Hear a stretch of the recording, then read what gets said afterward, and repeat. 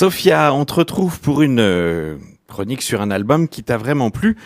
Ça va nous parler de quoi ? Qui est sorti il y a déjà quelques mois, mais que je voulais vraiment prendre le temps de lire. Ça s'appelle L'épouse yéménite, qui est sorti chez Des Ronds dans l'eau, qui est un récit qui débute en juin 2015, où on voit une jeune femme, Laura, qui est à Milan et attablée à son bureau, levée depuis l'aube et déjà derrière son ordinateur pour savoir ce que sont les nouvelles du Yémen, que plusieurs agences avec qui elle est en contact à Sanaa, qui est donc la capitale du Yémen, lui transmettent afin d'en parler elle-même à la radio. Car Laura Silvia Battaglia est journaliste, exercice difficile pour elle, qui connaît beaucoup de monde au Yémen et qui ne reconnaît plus cette ville qu'elle a tant aimée et découvert lors de ses études au Middle Eastern Studies. Une vie alors partagée à ce moment-là avec la communauté des expatriés du pensionnat et de ses professeurs. L'épouse yéménite que nous proposent donc les éditions Les Ronds dans l'eau est un roman graphique qui nous y raconte sa vie au Yémen au travers de 13 chapitres décrivant aussi bien son expérience en tant que femme au sein de la communauté féminine yéménite que celui de journaliste impliqué sur les conflits naissants et palpables. Au travers de récits alternant entre légèreté, comme le récit détaillé du rite nuptial où elle fut invitée et où le marié et la mariée célèbrent leur mariage chacun de leur côté durant 3 jours, et des récits de drame, récit de cet homme dont le frère victime d'une attaque au drone s'étant trouvé au mauvais endroit et au mauvais moment, a monté une ONG afin d'apporter un soutien psychologique aux communautés ayant subi des attaques.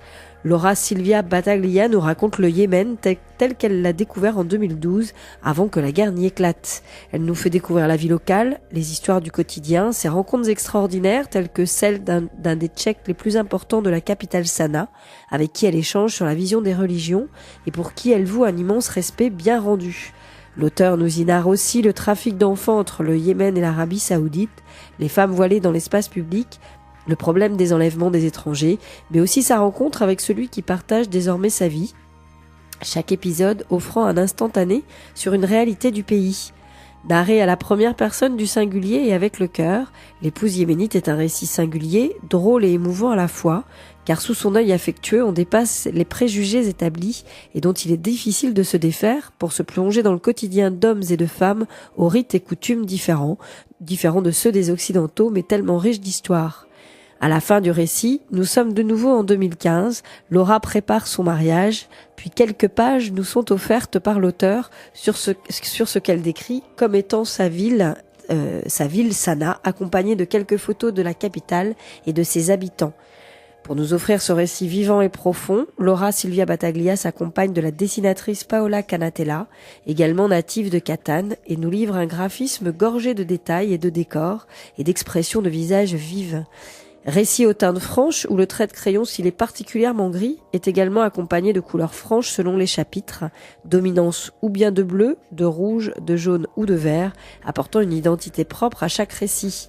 L'épouse yéménite est un récit plein d'amour, offrant à qui le lit l'envie de découvrir un peu plus cette culture et de combattre les stéréotypes qui l'accompagnent trop souvent. Ça s'appelle donc L'épouse yéménite de Laura Silvia Battaglia et de Paola Canatella au graphisme. C'est sorti dans la maison d'édition Des Ronds dans l'eau pour 18 €. C'est 120 pages que je conseille donc vivement. Et on n'est pas trop dans un discours de la bande dessinée qui montre juste des personnes qui parlent ?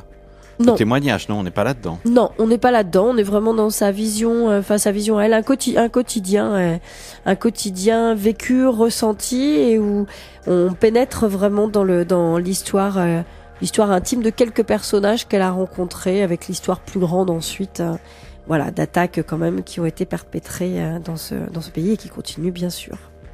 Merci Sophia. Merci à vous.